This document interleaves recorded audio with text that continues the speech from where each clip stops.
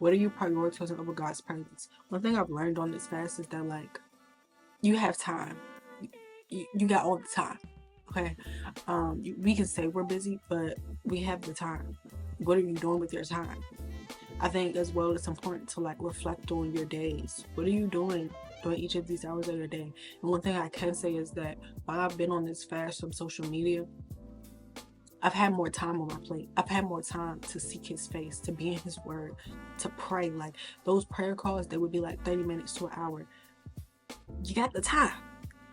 And I know what to tell you.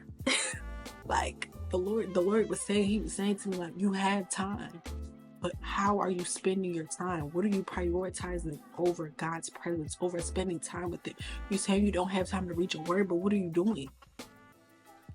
What are you doing with your time?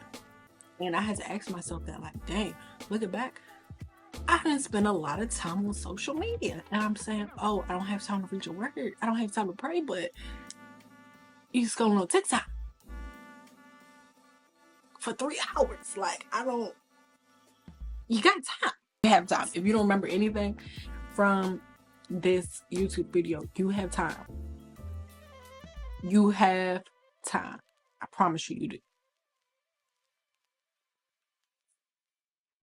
You got time. Just going on TikTok for 3 hours. No, not doing it. Like, you have time to spend in his presence.